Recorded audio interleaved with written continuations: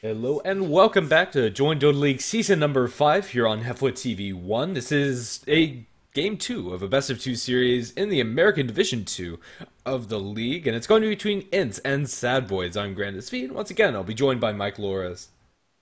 It's good to see in this game Axe and Chol Warlord being banned out from both of these teams, as that was a pretty large error, I think, from Sad Voids. Can't really afford to give both those two heroes away and then not try to counterplay the IO Tiny combination. Just leads to bad times. But hopefully for them, they're going to play a little bit tighter in this game too. And if they want to first pick a Lion again, then I don't see a reason why not to go for that, as Int's going to be first picking the bench. It's actually really interesting to see a first pick Venge coming out in the South American games. It's either first picked or completely ignored. Either way, we'll see Sad Voids follow up with a Lion and a Phoenix first pick. It feels kind of risky to pick up the Firebird this early on, as Ints have plenty of time to make sure that the Phoenix's lane is terrible, which is a great way to deal with the hero. No innate comeback mechanisms.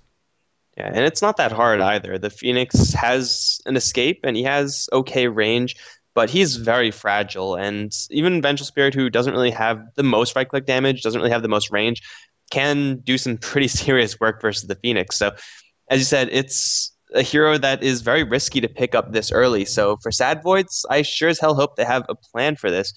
The only plan I could see coming out from when you have a Phoenix is that you're going to be going full on team fight, like Enigma, Tidehunter, Faceless Void, those types of heroes. But then again, if you were going to go for that, why not pick up someone like a Tidehunter who's a lot more secure, or an Enigma who is most likely just going to get farm in the jungle like we saw in the last game? I don't like this Phoenix second pick. Yeah, I can't say that I do either, and this Skywrath Mage is going to be very, very annoying for him to deal with. As far as supports that can zone out Phoenix, Skywrath is pretty much on the top of the list. Silence shuts down Phoenix's only ways to actually get out to safety, and that's either by Icarus diving or by maybe flying over a cliff, but that's incredibly situational. And with just the amount of damage they bring to the table, I think this is a pretty good way to punish the pick. And then you could even have a hero that isn't really going to contribute that much to the lane, like a Medusa or a Spectre, if Ints really want to go for that. And still, Phoenix won't really have a good time, just because Skywrath Mage is, as you said, such a great hard counter to this Phoenix, both in lane and down the line in the mid game. Hell, even in the late game, Skywrath Mage kind of just wrecks the Phoenix. So, I mean, these are all just more and more reasons why this Phoenix, as an early pick, just isn't the hero that Sad Voids really should be wanting. And so when we see the Tree and Protector as well as the Tinker being banned out, Int's definitely expecting some team fight coming out from Sad Voids. But I mean, at this point, they're already fairly well prepared for it. If it gets really bad, you grab a Silencer, and a Core Silencer would be doing fine versus the Phoenix in lane.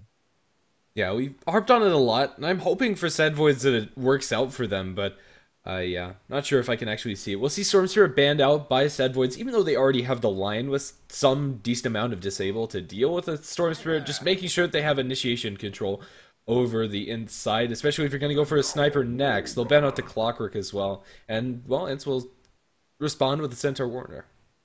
All right, so just getting their off lane secured, and it is another hero that could just jump on top of either the Lion or Phoenix and then be happy with that.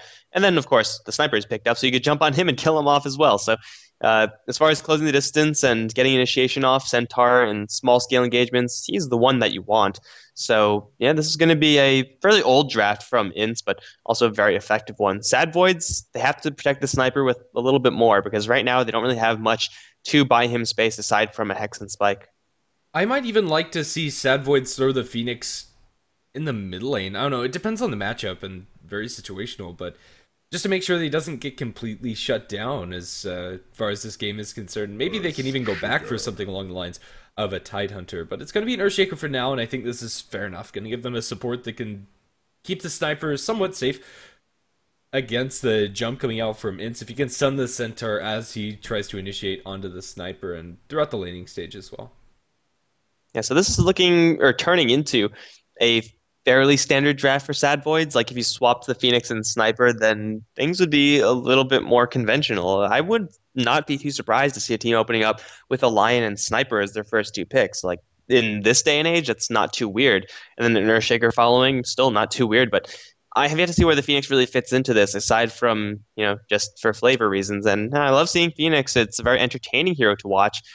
but I'm still concerned about his well-being. Intz, they could even go for an offensive tri-lane right now. As the Centaur versus Phoenix matchup, it's probably not that great for the Centaur, but it's doable. And Scarth Mage, Vengeful Spirit are pretty dangerous if you're going to go for soft heroes like Sniper. So Intz, they definitely have some flexibility with how they want to lane this. Yeah, it'll be interesting to see how both of these teams are going to match up when it comes to those lanes. Right now, although Ints have brought to the table some very stable and really good heroes, in all honesty, they are lacking scaling damage throughout the game, so they should look to pick that up.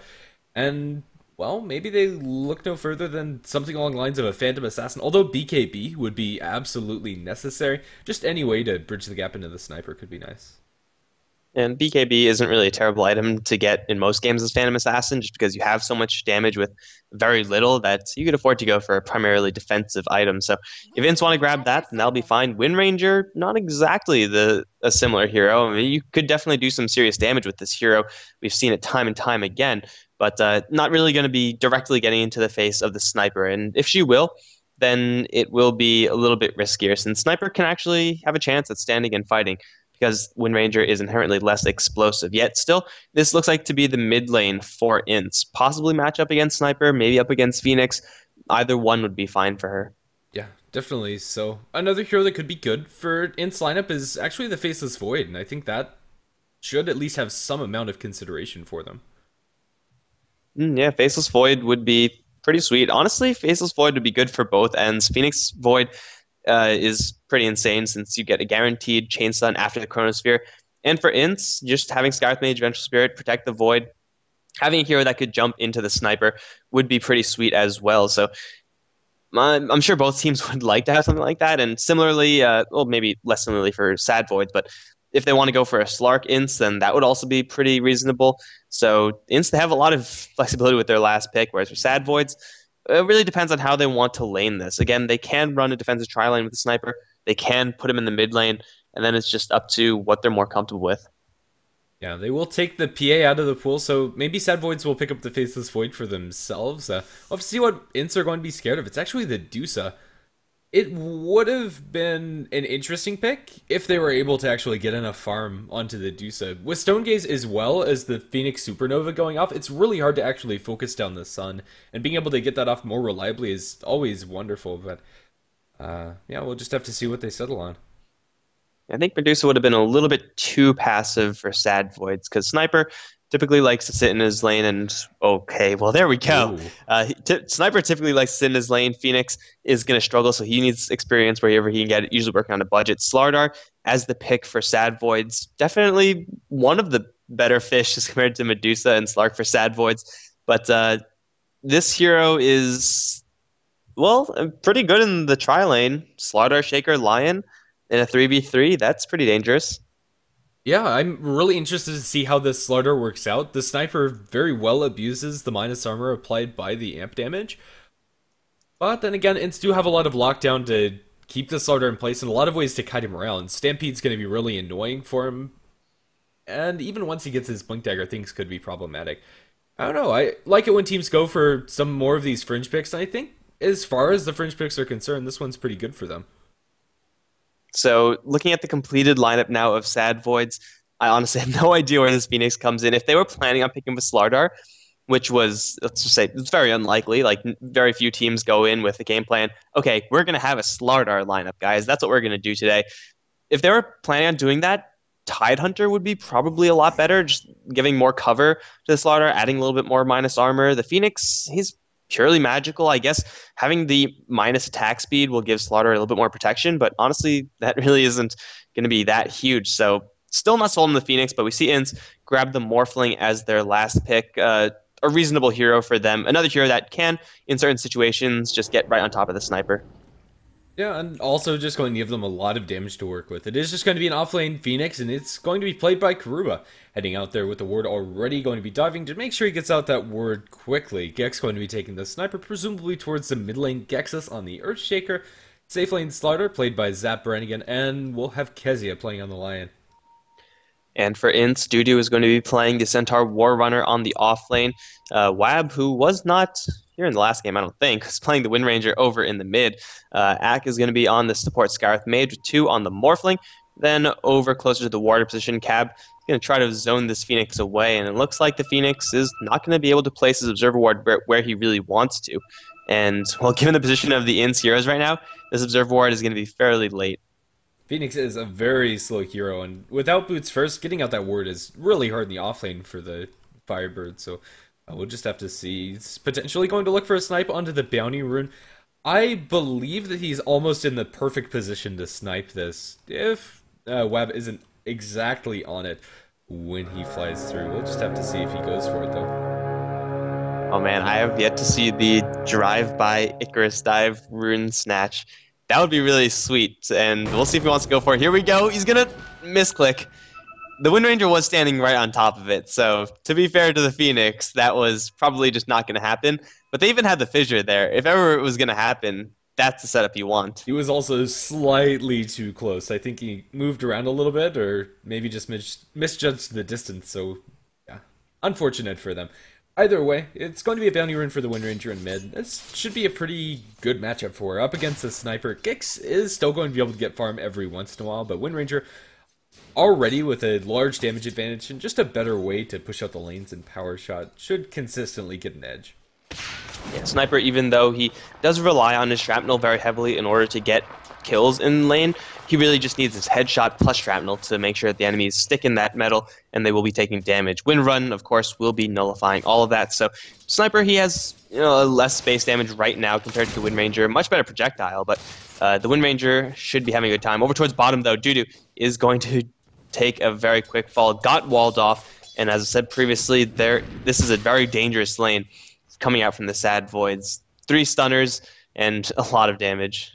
Yeah, nice block off coming out from Gexus, and this Urshiga has been doing a decent amount for them, and if Centaur gets a little too comfortable in this lane, could just end up giving up his life again. Phoenix, for now, has been completely zoned out by the Scarth Mage, has not seen a lick of experience, he's just been standing here. ACC hasn't actually leveled up Arcane Bolt or done anything further, but the Phoenix not being able to get out his ward early hasn't been able to block off the pulls, so Venge is able to operate those, and Garuba's finding nothing.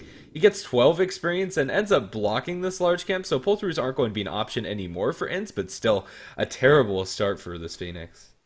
And you usually want your Observer Ward to be giving you vision protection so that you know where the enemies are going to be wrapping around from. This Observer Ward kind of does that. This is a very narrow corridor of vision that this Observer Ward offers. Definitely less than ideal. So Phoenix now will have an idea when someone is going to be moving towards his lane, but if the inside just camp their supports right here, then Phoenix is going to be working blind, and that's not what the Phoenix really wants. So he's going to need some help, and it looks like Sad Voids are going to give it to him. Leaving the Slaughter alone is reasonable, or maybe they're just going to go for mid lane. That's good too. If they land a fissure, then the shrapnel is going to do a hell of a lot of damage, and Wab's in a lot of trouble. Hex, not in range. Wind Ranger going to live. Even with boots first, Lion just not able to bridge that gap, and unfortunate too for him. ACC is actually going to de-ward that ward away from the Phoenix, so he actually has no control over the enemies, and well, it does cost them 2 sentries, but still worth it as long as they didn't block this large camp. I don't think they did. Yeah, I think it should be fine. This spawn box is a little bit weird. Not as bad as the Radiant Pull spawn box, but yeah, this is among the weirder ones. But even if they did block it, it's not really going to be the end of the world, and they didn't. So they will have that one to work with the double pulls as well. The Voids, or Sad Voids rotation to the mid lane didn't do anything, so it's a little bit more free time for the Centaur War Runner. And Centaur versus Slardar is, well, not too bad for the Centaur. He is a little bit behind just to start things off, but now he's even a little bit ahead of the Slardar as far as experience. Yeah, I mean, if you can compare him to the Phoenix, even after giving up First Blood, the Centaur is already getting a lot more out of the map. He's going to be getting his level 6 at a better time, and as far as his raw impact is concerned, it should be a lot better than this Phoenix. Garuba, I don't really see a spot where he's actually able to find anything on this map. Maybe even resort to just cliff jungling on this medium camp. I have no idea what you do.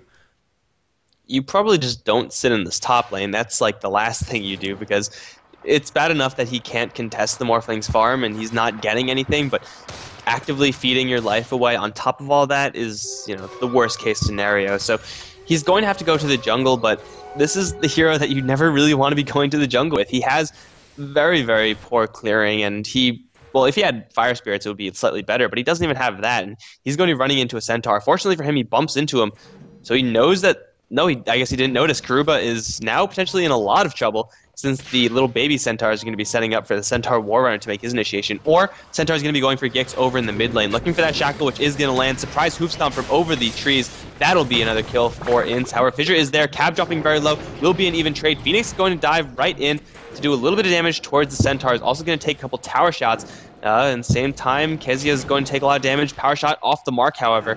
It's just going to be a 1-for-1, and it took a lot of rotations in from Intz, but killing off the sniper is so very much so worth it. Yeah. To be fair to Karuba, with the recent changes to pathing, I'll give him the benefit of the doubt that he just thought that was wonky pathing around the tree and not an invis unit. Either way, it's fairly even, although slightly favoring Intz since they do kill off that mid lane farming sniper. Phoenix does find himself level 2, and that's so needed. I don't know. Still, a long road to recovery for this hero. Yeah, the problem is that level 2, as nice as it is to have those Fire Spirits, is not quite going to do enough compared to a level 4 Centaur. He got a kill there, and it's fine for the Centaur, but he's pretty comfortable just roaming around in the enemy jungle, and if worse comes to worse, yeah, he probably will die, but at the same time, in the best case scenario, he could set up for a very easy kill in the mid lane if he plays his cards right. Or if Lion walks up this hill, then he will just die. Fissure is there. Oh, Centaur walks down the cliff. Was that just a little bit of a misclick? I think it probably was. Yeah, definitely so. Slaughter, left alone this bottom lane, is going to be going for a Midas. Even though it's kind of nice to get that extra infusion of gold, I don't really feel it matches the hero very well. Your thoughts? It is decent for Sad Voids to try to take this game into a super late stage. Wind Ranger does some pretty serious damage, as does Morphling, but you have enough stunning and CC abilities to control them. So, though I do like it when Slardards go for this more mid-game oriented aggressive type build, get Armlet Blink, that type of thing, going for late game is also a reasonable way to go. Well, fair enough. For now, it's going to be pretty passive. He has his supports back in the lane. But then again, unless Centaur walks up to the creep wave, he's probably not going to die. We'll just have to see. Wind Ranger's been dropping low in the mid, as Sniper's been constantly shooting at her. And with headshot procs, you do go through wind runs, so there is some sort of counter synergy there. Centaur caught off, completely blocked away from the right side. Slaughter's trying to sprint forward, and they'll be able to buy him enough time with the spike. Canceling his hoof animation, he is going to be able to stun up too, but this shouldn't save his life. With the amp damage, they just need a little bit more damage and they'll find it. Slaughter getting the last hit. Now Slaughter is working with the Midas, getting his second kill participation for this bottom lane of Sad Voids. And Centaur, I mean, he's still a level 4. Phoenix, to be fair, is still only level 2. But I would expect the Centaur to be doing slightly better than how he's doing right now. But regardless, the Sad Voids bottom lane, they're keeping the Centaur down, and even though the Morphling is getting absolute free farm, which is problematic, and we've seen so many games where this just ultimately results in a team instantly losing the game because they haven't locked down a Morphling, they're doing what they can to who they can, and at the same time getting farm on their Slardar. So all things considered, not doing too terribly for Sad Voids, but still, you can't ignore a free farming Morphling. That is just trouble. Whereas for Intz, it's a little bit less bad that they're ignoring a Slardar. Yeah, definitely a little bit. We'll just have to see. This Morphling is going for Pouch Rods and Aquila, so pretty standard stuff coming out from him. Really, the only thing that's setting him and the Slaughter apart is those 2 kill participations. So Slaughter is accelerating his farm, and he's also sitting on the Midas, I suppose. Both teams will just sit on their side of the map and try to get as much as they can. Garuba is cliff farming, and he's going to find himself level 3, but I think for the most part, we're going to be ignoring this Phoenix for the longest of times. He's not really a hero that can make anything happen. Centaur, on the other hand, he'll start working on a stack for himself, but after leaving the bottom lane for a couple of failed roams, is also not doing much on his off lane. It really feels like it's going to rely on just an odd shackle landing or somebody getting a little too comfortable if they're soaking experience in the bottom lane before we see any kills. Both teams are content to farm, at least for now. And usually when a game results into this type of stage, the teams with more hands of Midas typically do have a nicer advantage. It's not going to be the worst item if Zap wants to go for a Blink Dagger after this Midas, just to apply a little bit of pressure to the inside, but hell, if there was ever a Midas game, it seems like this is going to be it, especially if you're this Phoenix. If Phoenix can somehow find enough gold to buy a hand of Midas, then I think that should be a very clear item purchase for him. He's nowhere close to that, of course, but again, this is looking like it's going to be a little bit more of a later game. And in that case, you want as much farm as you can get. Stacks are also of the utmost importance here. Yeah, for now, Earthshaker is going to prep one over by the Ancients. Although their Ancient farming is a little bit limited, it can be done, especially if you have Slaughter and the Sniper close. With the amp damage onto the larger creeps and just Sniper sitting back, pretty darn easy. Icarus Dive away up top is going to keep Karuba safe, but in the meantime, the Wind Ranger... Oh, never mind, that's not in mid. She's just dropping low to neutrals. We really have devolved into pretty much a super farming game. Well, up until top lane, because Gexos has an angle to wall off Cab, who's going to run into the Phoenix. He doesn't quite know where he wants to go, and it looks like whichever direction he decides to go will probably result in his death. Going to get spiked up, and that will be a kill for the Sad Void side. Very much so needed for this Phoenix just to get a little bit of extra experience. I think if the Vengeful Spirit just ran around the fissure, then, or like towards the north, he could have been fine, but Vengeful Spirit will give her life. Intz only with one kill on the board. Yeah, they're still getting a lot of farms, so that's an acceptable loss for them. Yeah, I think that's completely fine for Intz. She would have been taking tower as well, walking around that fissure, so I think, I don't know. There's not really a safe place to be. You're between a rock and a hard place, and Venge probably dies in both scenarios. Well, Centaur is getting closer towards his blink, but he's not going to need it to open up on the Zap. They'll shackle him to a tree, and, well, with the double-edged damage and focus fire on a DD Wind Ranger, they'll kill off the Slaughter, and that is a very important pick-off. And then as Slardar, he just didn't see that coming. Dudu played it very normally up until the point where he popped that ultimate, and Wind Ranger being able to close in with the help of that Stampede. There's not much you can do as any hero once you get stunned from the initial hoof stomp, and just having that double damage focus fire, man, that damage is enough to kill pretty much anyone in a heartbeat. So yeah, this Wind Ranger is dishing right now, and she will be dishing in the future because she's not going to waste any time going for Force Staff or anything like that. It looks like it's going to be a straight Lightning Hammer for her. Yeah, and also very important, since the Slaughter was left completely alone lane was sitting on a Midas, that's a kill on a level 8 hero, which is going to give level 7 to the Centaur and propel Wind Ranger even further. They'll back off away from the Slaughter, and even with Sprint, they're not going to be able to bridge the gap towards the enemy team. Everybody's going to survive just fine. Well, everyone minus the tower. Slaughter is going to arrive to that lane just in time to force Intz away from getting the last tower hit. So that's a pretty nice little advantage there for the Sad Void side. Having that tower denied for Intz actually really does sting. The Morphling could have, he would have loved to have that extra gold, but really the supports for Intz are the ones who really need that extra boost. So they're going to be hurting a little bit more because of that. Still, they're doing decently as they look towards top lane. Karuba going to get silenced too. Is going to have to dive a tower if he wants to do this, and that's probably not a good idea when you're at half HP.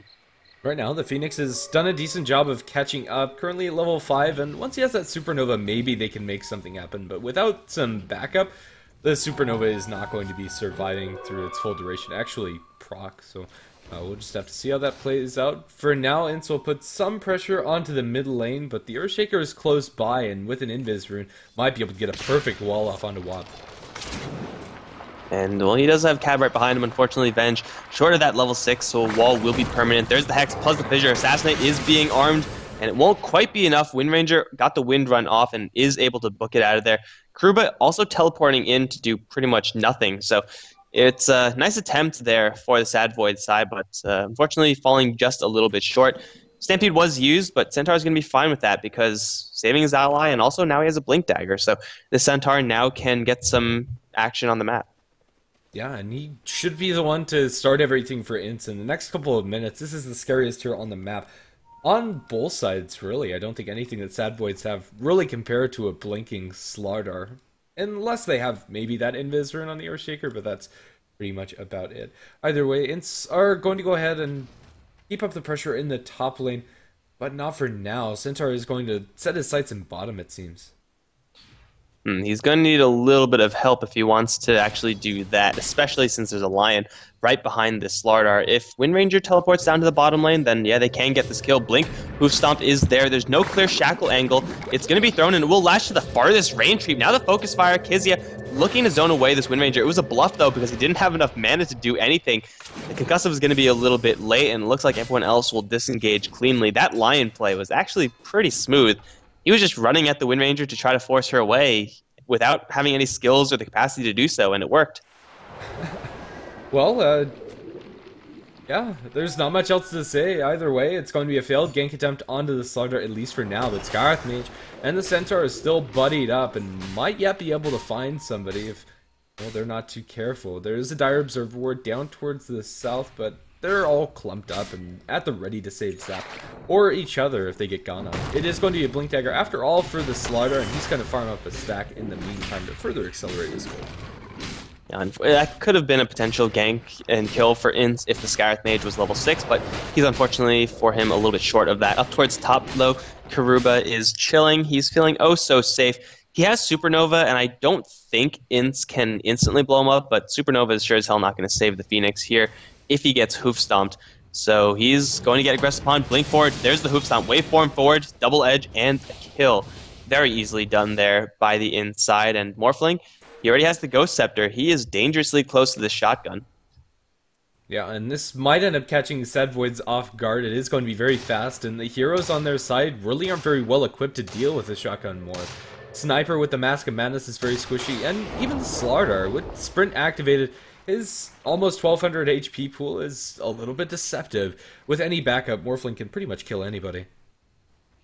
Yeah, so that's definitely going to be something that Sad Voids have to take into consideration, especially the Sniper who's going for a full-on glass cannon build. Against the shotgun Morphling, and he knew that the Morphling was going for shotgun, I would have thought that Sanjayasha into Maelstrom would have been a much safer item build, just so he doesn't get insta-gibbed by the shotgun, but he's going to be going all into this Mask of Madness, so positioning is going to be the name of the game for Gix. If it works, it works. If not, he's just going to die every single time to not just the shotgun, but also just a blinking Centaur. Can very easily do the sniper in. Maelstrom's at the ready for Intz, so the items are starting to come out for them, and, well, I'd like to see them maybe look for some kills, especially with the DD rune onto Wob. His focus fire is going to be absolutely dishing. You can actually isolate anybody. The Blink Initiation coming out from the Slider is pretty much at the same caliber as the Centaur, and with the amount of backup behind him, they're also in a pretty good situation. Sad Voids, they're going to smoke up and look to start something on their own side. Yeah, Lion is level 6, so if they get a Blink Crush into a Finger of Death, it's not going to outright kill heroes, but they will have enough to kill the hero following that, since, well, they have Spike, they have Hex, and they have right clicks with Amplified Damage. So they're going to set their sights on the Wind Ranger, probably not going to work, as Wind Ranger, once again, is going to dodge this gank from the north. But if they find anyone, then whoever they do find is going to be in for a world of hurt. Hopefully for them, they don't find a Skywrath Mage Illusion, and yeah, they will be rotating successfully around to the Centaur, who does have backup here. Slardar going to move forward for the crush onto Actin, take a lot of damage. Skywrath Mage going to die in an instant to that fissure. The Morphling is going to waveform out, Stampede out from the Centaur, and it's just one kill for Intz. All things considered, things could have gone a lot worse for them there. Yeah, I mean, if you go for that much time used by Sad Voids and all you get is that Skywrath Mage pick, I think that's completely acceptable for Intz, since they are farming up in the meantime while the Slider is looking for that rotation. It's not the end of the world. I think that's pretty much just an even trade. Yeah, but unfortunately for them, they have not shut down this Morphling's farm, Sad Void, at all. So now this Morphling has a shotgun, or he will have a shotgun whenever he wants to actually buy it. So yeah, he's sitting on quite a lot of damage. He will be very fragile since it is such an early Ethereal Blade pickup. Going into full agility means you have like 400 strength or something like that. Not too impressive, but still he's handling a cannon right now, and they're going to smoke up, wrap around for mid lane, where Sad Voids are almost perfectly positioned to deal with an upcoming gank if Intz come from the side. Or if they even go for that. It's going to be a Roshan by Intz? Huh, very interesting. Not something you usually see after the Ethereal Blade coming out from the Morphling, but with the Medallion as well as the Wave of Terror, they have more than enough minus armor. And they'll be able to get away with it even without that much sustain. They are going to have to toggle this one and hopefully not have him clap any further. They would like to spread out a little bit more, but in the end they get a double life too, so maybe going down to really low agility could work out for the Morph. It is also unfortunate that 2 only has 1 point in Adaptive Strike. Going for the shotgun first, although it's really nice for the rest of his team, the Morphling's individual combo isn't generally enough. But if you combine that with the Ancient Seal coming out from the Skywrath Mage as well as that ultimate, things get hairy really fast for Sad Voids. So just got to keep my eyes on 2. I was actually surprised that Intz decided to go for that Roshan after they missed out shotgun onto Jioxus. That's going to be a kill. Jigsaw. What am I talking about? And Morphling is now all the way safe and sound up to the top lane. Shotgun blast, clearly enough to insta-give the Earthshaker, and if it's enough to kill him, then I'm pretty sure it's also enough to kill this Lion, and it might be enough to kill off this Sniper. I don't know how much HP the Earthshaker has, but easy kill for the Morphling. And they're going to go for another on Tigix over in the mid lane. Supernova is there, though. Cab all of a sudden is completely surrounded by enemy heroes. Sun is going to stun. No, won't stun the Scarf Mage. He cancels the TP. But nice reinforcement there from Sad Voids and Intz. They're going to try to go for it, but up the high ground, and even though you may have Focus Fire, it's not really going to work out all the time. Jackal going to latch. My goodness, what are these angles from the Wind Ranger today? But not any further follow-up onto Zap, so he's going to be able to survive. Morphling split pushing top and does a decent amount to this tier 2 tower, but I think Intz are more than capable of actually defending as well. Well, he has a Ring of Aquila and lots of agility. They're going to try to go for mid. Ack going to get sniped by Fire Spirits. Very long-range kill, but in the meantime, Dudu going to initiate onto Zap over in mid. Going to fall short in the damage department. Magic Missile will get the kill, however. Shackling Karuba to Gix will enable them to fight, but Vengeful Spirit is dropping very low, and it's only the Wind Ranger at this point who's actually still in fighting shape. Sad Voids, they get a very nice snipe on that Scarf Mage to start all of that off, though it's still at the cost of their tier 2 top lane. Even though it's really nice that they're getting all of these kills, this Morphling is still a really, really big problem that Sad Voids are failing to address. Yeah, Morphling in the meantime gets a tier 2 tower, so not all is lost for Intz, but really I think they should probably be picking their fights a little bit better if they don't want to be bringing the Morphling into that. Assassinate going to fly through onto Wob, and now they jump in with the Icarus dive. The Fire Spirits are going to not land, and Wind Ranger will be able to TP back to base. But as bad as the Phoenix's start was, it's starting to make up for that. With 4-1-1, the KDA on Phoenix is looking pretty good. And he's rushing a Shiva's Guard, so that's a pretty high-ticket item, but that extra armor, the extra minus attack speed, would be pretty sweet versus what Ints are packing right now. Still be vulnerable to that shotgun, but I don't really know if he wants to build straight-up health. It's usually not what you do as Phoenix until much, much later. So the Phoenix is, as you said, contributing quite a bit more than we would really thought, and well, the Centaur is doing an okay job as well. It just doesn't seem like it's as impressive. They're going to try to go for Zap, blink forward, long-range hook stomp with the Mystic Flare being sealed up as well. Zap is going to die in a very easily executed gank by Intz. That's, I believe, the first Mystic Flare we've seen, and, well, clearly it's enough to kill off, I want to say, the tankiest hero on the Sad Void side, so rinse and repeat with that combo as much as they can. Yeah, definitely so. Without sprint activated, definitely the tankiest on their side. Well, Morphling going to replicate into mid. Tier 1 tower is going to be order of business with Focus Fire activated. They'll mop that up very easily.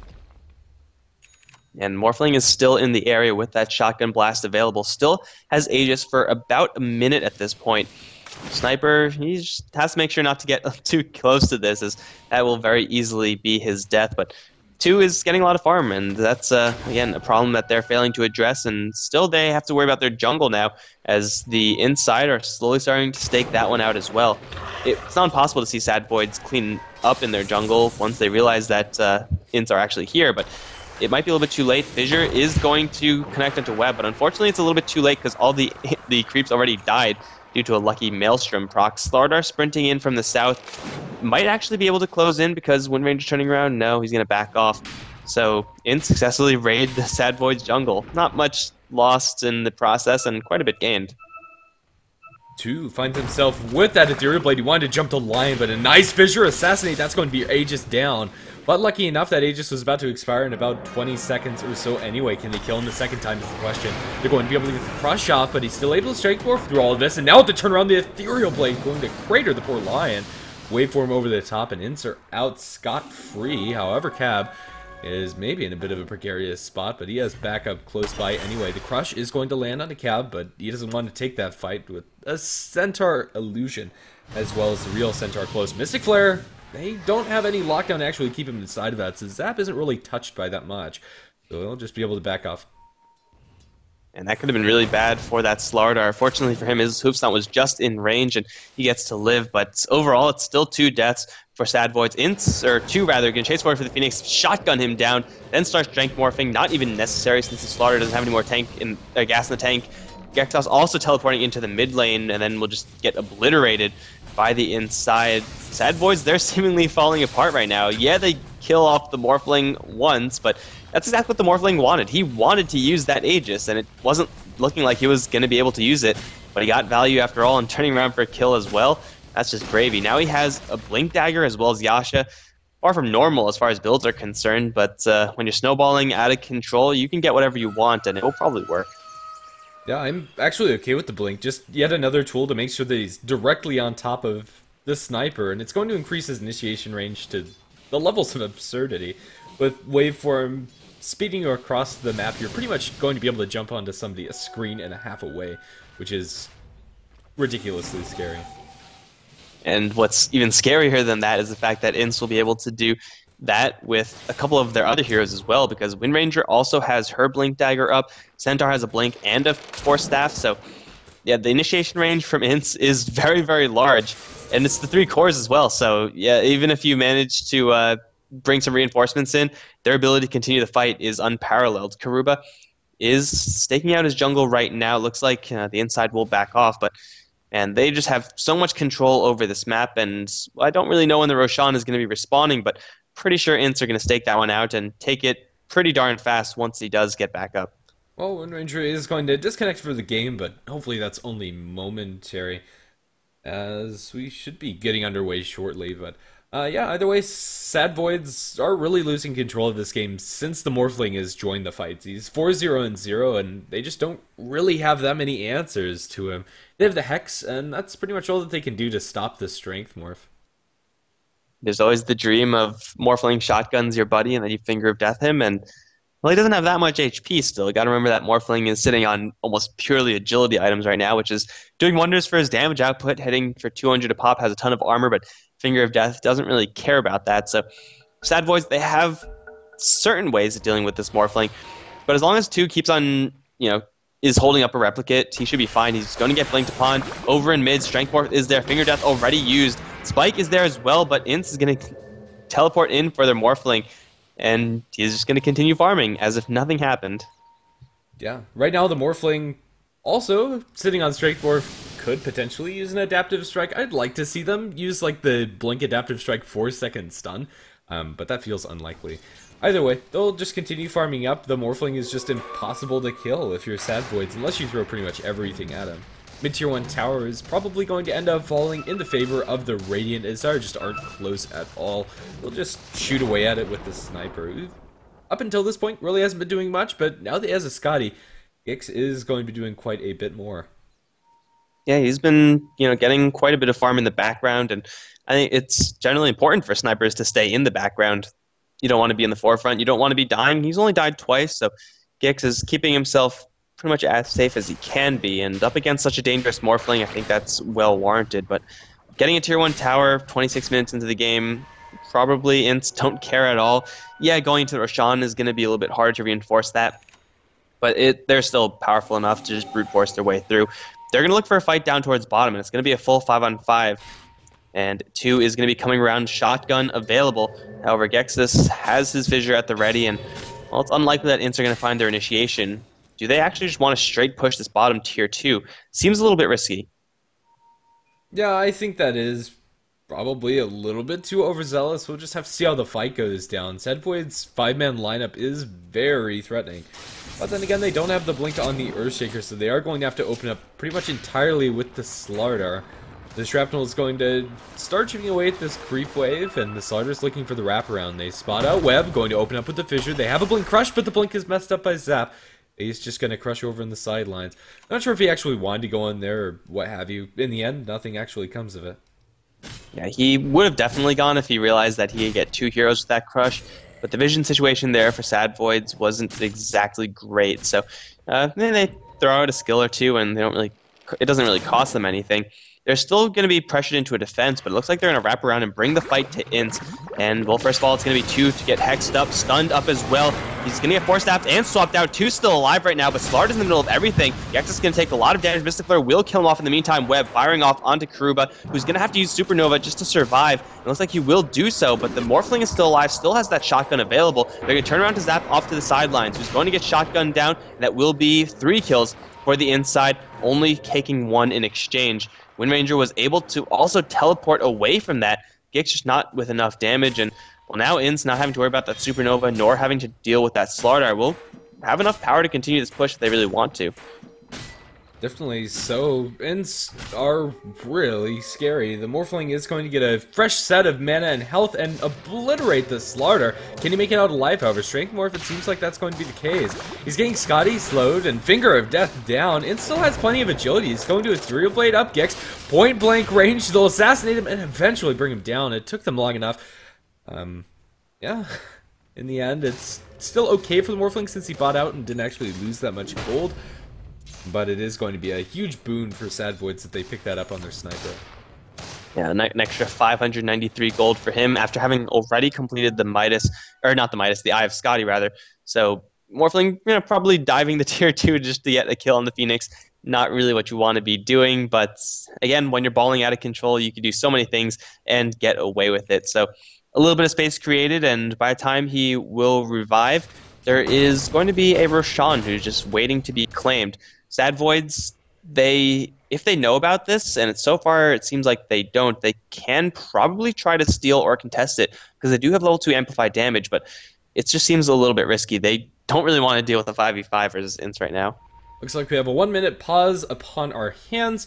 I have no idea why, but either way, we're just going to be chilling. It looks like both teams need some sort of wait. Hopefully it's not a major server issue or what have you. But yeah, even with that Morphling dying, Ints are still in a pretty good situation this game, and their net worth is stayed stably about 7,500 ahead of where Sad Voids are sitting, and experience is really where their advantage is showing.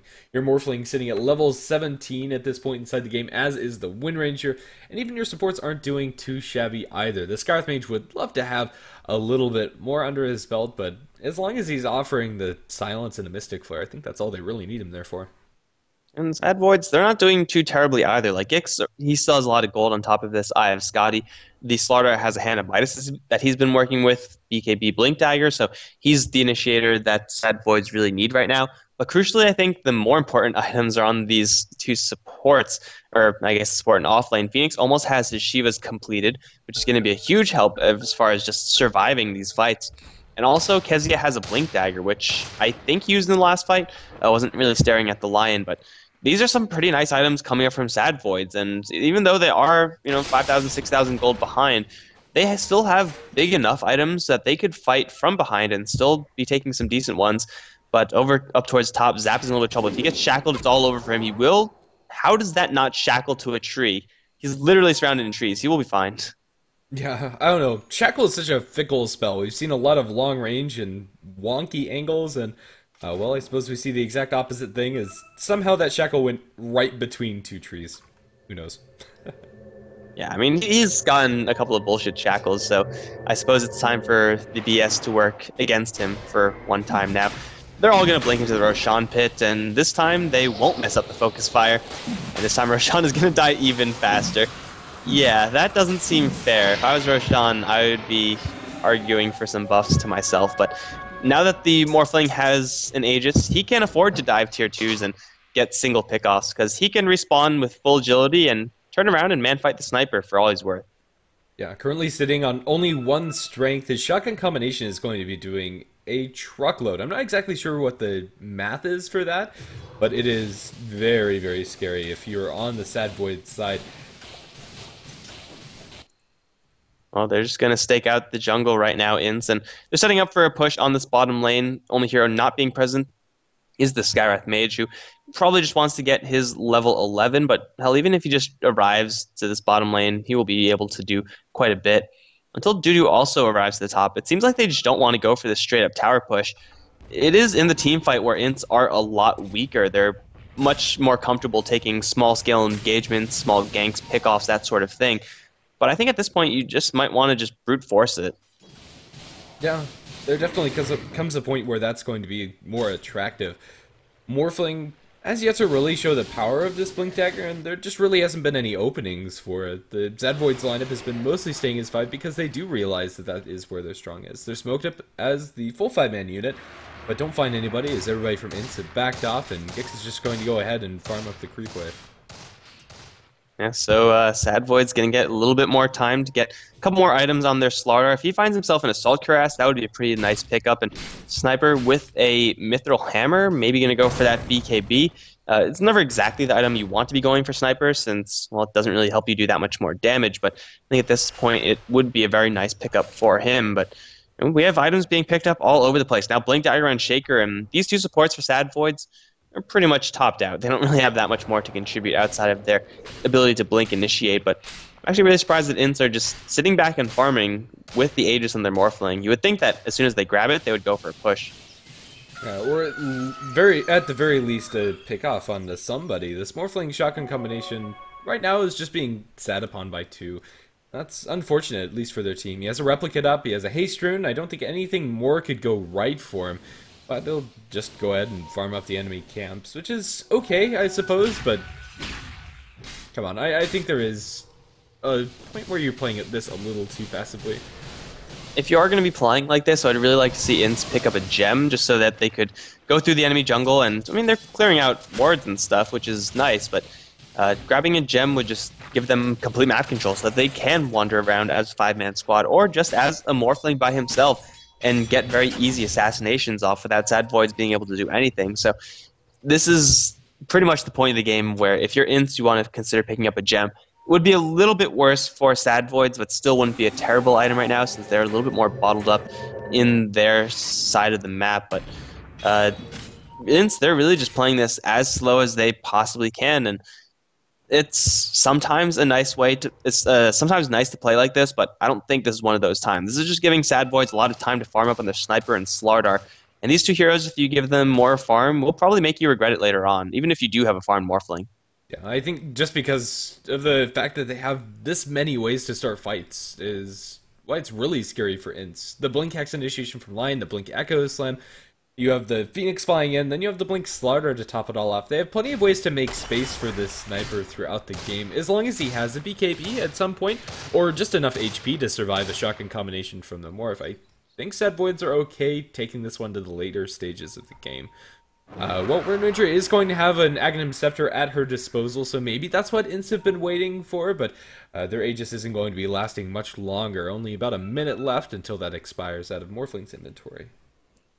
Yeah, so that Aegis pretty much did nothing. They have another round of items coming up with Centaur going for what looks like a heart, and Mjolnir might be a pickup for the Wind Ranger. They are actually prepping for a smoke, it looks like. Yeah, they will do just that and look for someone. Unfortunately for them, there is nobody nearby, but man, Morphling swinging by the secret shop just to grab another Eagle Song, so that's 2 in his inventory right now. I don't really know how much his shotgun combo does, and I'm sure if there's a pause, we'll go ahead and do the math, but it's a hell of a lot of damage right now. He just has to find someone. It looks like they do find 2 targets. Blink forward web, gonna open up onto Karuba, needs the supernova if he wants to survive. Actually, will Icarus dive out? Kezia, though, not as lucky. Gix in the meantime will get annihilated by the rest of the inside. Blink and Zap gonna land a pretty nice crush. Jaxos gonna get in there with a nice ultimate as well, but they're not hitting the Morphling, and that's the problem here. He's gonna snipe the Earthshaker, then make it out safe and sound. It's a 3-for-1. Intz pretty banged up, but they can continue to fight if they want to. Shackle and Karuba not going to latch. And, well, they're just going to keep on going. Morphling at full HP due to the Aegis being reclaimed, and the push continues. They open up that fight in a lot of different fronts. The Shiva's Guard and Icarus Dive is going to delay this a little bit, I suppose, coming out from the Phoenix, and he actually is going to do a large chunk to the Morphling, but then he eats a shotgun combination. That bird is not going to be living very long. Morphling's tired of that extra bit of harass, and now they'll just go up to the high ground. 2 has let his Aegis expire, so that's unfortunate for Intz that they're not going to have this. But yeah, they start that off by going for the Sniper with the shotgun combo and forcing out the BKB very early on. And then you have the Phoenix getting picked off over in the sidelines while pretty much all hell breaks loose in the backlines. There's just a lot of different ways that fight could have gone cleaner for Sad Voids, and that's pretty much exactly how Intz want to be taking things. Just these small little isolated skirmishes instead of a big 5-on-5. Yeah, so Intz take that fight really well, even though their Aegis, it was very narrowly used, and it gave the Morphling a full tank of gas, so that's fine for them. But they take a completely won fight, and they're sitting on a lot of gold. As I said before, the next round of items are incoming for them. Vengeful Spirit Skywrath Mage, not with that much, except for a Ghost Scepter on the Skywrath, but Morphling is dangerously close to a Butterfly, and when that happens, if he gets a little bit of lifesteal, then he's just going to be able to 1v4 or something like that. It'll be just completely ridiculous. So Intz, they're sitting pretty in this game, and Sad Voids just have to make sure to group up and try to get some more action with the Supernova, which so far hasn't really been doing much. They're going to try to go for Morphling up towards top, maybe. No, they're going to reconsider that. Yeah, Sad Boys just have to make sure that they're fighting as a five-man team, not as five 1v1 hero situations. Yeah. Well, for now, Intz are going to be pretty comfortable just sitting back, as without the Aegis going high ground is pretty difficult for them, or at the very least without that butterfly and without a pickoff. So for now, we're pretty much back in the same state, although I think they could probably take some more aggressive control over the enemy woods. Right now, they're letting the Sniper and the Slider get at least something to match what the Morphling and company are picking up. And with Sniper, you don't really need too much to do some serious damage as long as your positioning is good. Last time it really wasn't, but hell, as long as he's getting an item here or there, he's going to be happy. BKB now up, clearly did nothing for him in that last fight, and seeing as though the Morphling has a butterfly, I'm pretty sure the Morphling will be okay if his shotgun combo gets interrupted by a BKB usage of the Sniper because, well, illusions will do a lot of damage, and he's hitting for almost 300 a pop very quickly, so yeah, you could have your Magic Community Sniper. Morphling doesn't really care about that. Intz, they still have yet to take this tier 2 tower bottom lane, which is hilarious to me, but I'm pretty sure it's going to be dying sooner or later. Yeah, we'll have to see how long it is going to be lasting. Intz are currently without their Centaur. He's farming up a heart inside their own woods, so maybe they don't even fully commit to this tier 2 and just be content putting some pressure on the enemy side of the map. Well, they're going to try to go for the Morphling. Unfortunately, that's a range creep who just got hexed. And now Kezia has a TP out because he blinked into the trees. Morphling was replicated a million miles away, so he's going to keep himself very safe yet again. This Morphling, pretty much every single time Sad Voids tried to go for him, he has just replicated out or lost an age or something like that. Either way, it's unimportant things for the Morphling. So this game is still going to progress in a very slow fashion. And, well, if it's not Aegis that breaks the stalemate, I honestly don't know what will. Split push is pretty decent for Intz since they have Morphling, but looks like Sad Boys are going to start bringing the fight to the Intz side. They just want a tier 1 tower, and Intz, it's not really worth it for them to have a huge team fight around this, since this is where they're at their weakest. Yeah, I think so too. Tier 1 tower is not really worth their trouble. The Glyph is going to delay this a little bit. Maybe they can get it an eye, but no, not going to be the case. Destroyed by the Radiant team. But the Wind Ranger is, in the meantime, pushing up towards top, so the ability for Sad Voids to go for any more is pretty much null. They'll be forced to deal with the split push. This is really bad, though, for Sad Voids, because the Wind Ranger has a TP. She could jump right to the bottom lane, and Roshan has just respawned after Sniper used a TP to get to the top lane. So if Intz go right now, and it looks like they will, then there's a free Aegis and Cheese waiting for them. And Sad Voids, they, well, I mean, Roshan's right now awkwardly wandering around his own pit, but yeah, they left the bottom lane at exactly the worst time. So Intz are going to grab that, and now they're probably going to look for a push. I mean, there's only so long you can wait before it gets before it gets to be a bad idea. Yeah, good movement coming out from Intz. They do have that cheese up on the Wind Ranger, and I don't think really much else could go better for them. You might consider pitching the Blink on the Morphling to pick up some lifesteal for yourself, but I don't know. Intz, right now, I think this is time to go high ground and probably through bottom. Or go through anywhere, really. As long as they're applying pressure, that is going to be the bare minimum. The Wind Ranger sitting on 3,600 gold. Can buy that Mjolnir, but again, an extra attack speed is not really what you want on your Wind Ranger, but what else would she go for? Cheese is occupying a pretty important spot there, so Mjolnir upgrade, and she probably still does have enough for buyback. No, actually she doesn't, so just short, but it's going to be coming soon. This tower is finally going to be taking a fall, it looks like, and there's not much that Sad Boys can do about that except for throw a couple of their long-range skills, but that's not really going to result into much, especially if they get shackled, which luckily they won't. But now the bottom lane push is going to continue, and the split push situation for Sad Boys pretty much non-existent. Yeah, it's just going to be that 5-man push coming out from Intz. They do need to be careful about their positioning. The Wombo combo coming out from Sad Boys is very much real if they can pull it all off, especially if Earthshaker gets a nice enchant totem. Wind Ranger is going to be assassinated, but it's not really going to stick. The Wind Ranger has more than enough HP to live through that. All right, so now we're at a really odd slow siege part of this game. Intz has a Vengeful Spirit replicate, unfortunately moving up towards top. They're going to throw a lot of chip damage over towards Intz. Shotgun, though, going to kill off the Phoenix. Thought he was being cute with that dive. Now the Lion going to get assassinated by Webb. Zap going to land a nice two-man stun in the backline. Cab going to take quite a bit of damage because of it, and he will get the kill. Morphling also going to lose his Aegis, but Gix shackled to a tree, and now he's going to get aggressed upon by this Morphling, who's going to get chain stunned up, actually. Dudu's there to arrive and break up that chain stun, but now he's isolated alone. Morphling going to throw the shotgun blast one more time, going to get the kill there. Zap going to get shackled now to a tree. Webb firing off with his bow, going to claim yet another kill as Centaur and Wind Ranger both are able to slip away successfully. Morphling still alive in this fight, looking for initiation, and he won't find it. Tower's still very healthy, in fact, almost perfectly so. Assassination will kill off the Scarith Mage. That did just enough damage. Fortification finally there, but Sad Boys have to buy back with pretty much all their heroes except for that sniper, and they still end up losing a Tier 3 tower. They still don't take a good fight. And now, Intz, they're actually going to lose their Morphling. Assassination one more time, going to do it just enough for Sad Voids. Everyone else on Intz will escape, or they should. Dudu seeming like he wants to fight. Reinitiation onto Gexus. In the meantime, it's going to be Webb and Kezia fighting it out, but that's not a good idea for this Wind Ranger. Assassination, this time not going to do it, but a Finger of Death will. Centaur is going to run up to the north, and Intz sticking around for way too long, especially turning around there with the Centaur, a big mistake, but it's still overall a pretty good fight for them because they force out so many buybacks.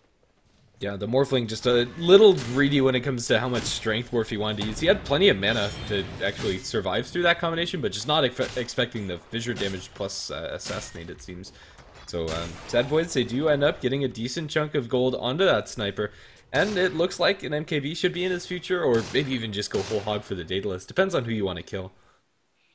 Yeah, going for big items, man. It doesn't really matter as long as it adds some green damage to that bar, because Sniper really just needs a little bit more so that he could demand a little bit more attention from the inside and maybe try to erase the Morphling.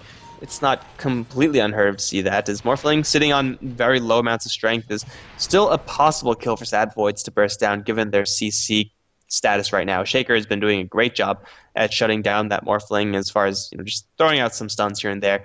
It'll be a lot harder once this Eye of Scotty comes up for the Morphling. Looks like it's going to be maybe a Scotty. I don't know.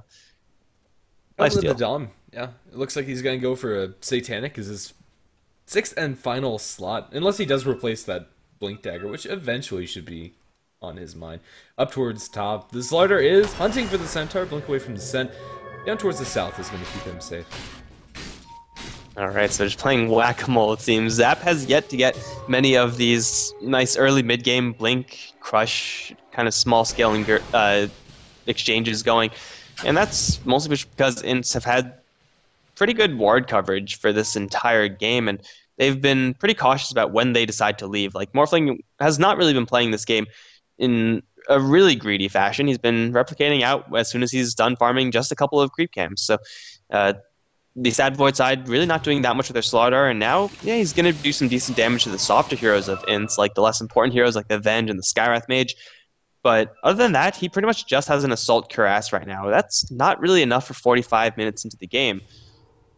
Even the minus 25 armor that he gets combining his amp as well as the Assault Cuirass doesn't really tickle the Morphling that much when he's sitting on this much agi. They'll smoke his 5-man unit and look for the enemy team, and it looks like the one that they're going to find, if anybody, is Zap. Don't farm this creep wave, Zap. Oh no, he's going to take the bait, and he's not going to get shackled, but they have more than enough damage, my goodness. Hoofstomp going to connect, and an instant buyback from him.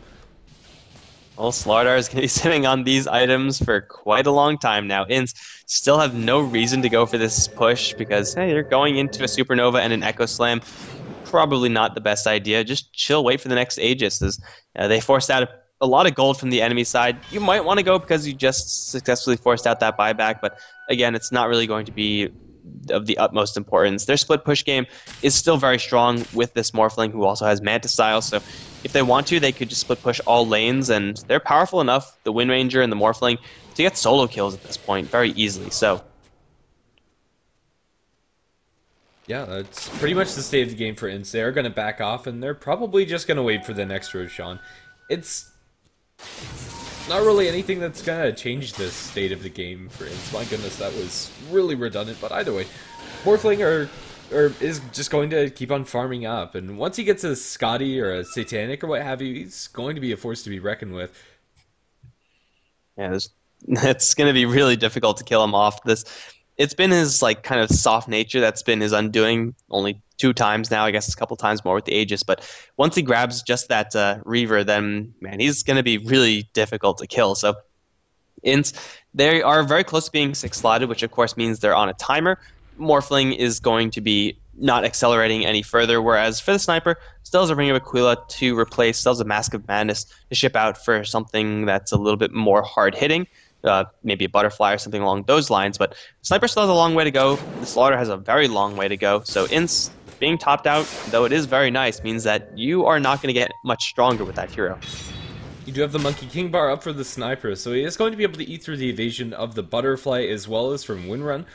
But still, Gix isn't doing enough by himself to win the fights for his team. Sad Voids, they still rely very heavily on getting a good initiation, and we'll have to see if Intz are going to give them that opening. And we've seen a couple of times where Sad Voids have just been trying to go for that, or at least a little bit chip with the Phoenix, but the shotgun has put a stone cold stop to that. So the Phoenix has really got to be careful, and since he has gotten that Shivas, has gotten pretty much nothing else. Ogre Club, I think he was forced to buy back previously. He was. So, yeah, a lot of extra gold being burned by the Sad Voids side. And this is gold that Ints are not burning. Like, I don't think they've bought back a single time with any of their heroes in this game. So, because of that, you have items like Rod of Atos coming up on the Skywrath Mage. Yeah, and there is your full Satanic up for the Morphling. There is also something else that's worth noting. I forgot to set the score after game number 1. And so the little chiclets under the clock are not there. Game 1 was taken out by Intz. Yeah, so Intz did crush game 1, and now they're on their way to... they're sitting pretty in game 2 as well. Roshan is going to, fortunately for Intz, give them a very fast respawn timer. Honestly, I don't really think it would have mattered too much one way or another, but this just means they have to waste a little bit less time going for these creep camps and neutrals and split push and stuff like that, and just go straight for what matters. I think now's about the time where if you're this Morphling, you drop the Blink Dagger, maybe grab it with a Courier or something, but replace it with the Aegis. It seems like a strict upgrade. Yeah, I think so as well, but maybe they think otherwise. They're going to give the Aegis to the Wind Ranger and Cheese to the Centaur. I don't like this move coming up from Intz. Whether it ends up getting punished or not is another story. I think that just having the second life is much better than the blink positioning when you already have Waveform and plenty of other heroes to get the jump. Well, they're going to grab the Aegis and Cheese anyway, so even though it's not on that Morphling, Morphling is tanky enough to, for the most part, not need to worry about that. As long as he doesn't get stunned as soon as he pops Satanic, he should be fine, and it's going to be the bottom lane push once again. Morphling this time going to send an illusion of Wind Ranger over towards the mid lane to apply a little bit of extra pressure there, and he could even go to the mid lane himself and keep the illusion here in case he's needed there, but they're just going to start the push, and Slaughter's going to blink in, try to go for Dudu. Doesn't get walled off though. Swap out from Cab, who is going to give his life, but Centaur gets to live. In the meantime, off to the top 2, going to get forced out very close to Kezia, will get that kill very easily. Slaughter also down as Gix has to pop his BKB and just run away. And, well, that BKB is right now doing pretty much nothing. Shaker doesn't have that Echo Slam anymore, and a 2-for-1 that Ints are more than happy to take. They still have this Aegis, and they still have this Cheese, and they're looking for reinitiation. They land a 2-man stomp. Gix is going to instantly take a fall. Karuba also dead. Buyback from the Sniper. Earthshaker's still alive, but these two heroes cannot hold back 4 from Ints. No, definitely not, especially without the Echo Slam from the Earthshaker previously used in that exchange. Ints may be looking for that second lane, or maybe they look for the Sniper. Gix dropped very low by Morphling's full combination, but not enough to instantly gib him, but the Earthshaker not going to be so lucky. He's killed off towards the north. They're going to assassinate up the Morphling, but GG's called out by Zap. They just forfeit as they can't hold these barracks. Yeah, it took Ints quite a long time. I think if they were a little more aggressive, they could have won the game in maybe 40 minutes instead of 50, but it doesn't really matter. A win is a win, and Ints are going to take it 2-0 in this best of 2 series. So, I mean, it's 2 pretty convincing wins from Ints. Yeah, well played by Intz Esports. Sad Void's still in the running to stay inside Division 2, so they still have plenty to play for in the JDL. But that said, if you like the casting, you can follow us here on HeflaTV at Twitch and on Twitter and Facebook under the same name. The VODs we upload to youtube.com/HeflaMoke. And as far as all of that is concerned, if you want to follow the casters individually, I'm GrandisV and he's Mikelorus. We're both on Twitter. But let's see. Anything else to close us out? This was the only series for tonight, so actually no more JDL. Yeah, so that's going to be about it for us, guys. Hope to see you again some other time. Later.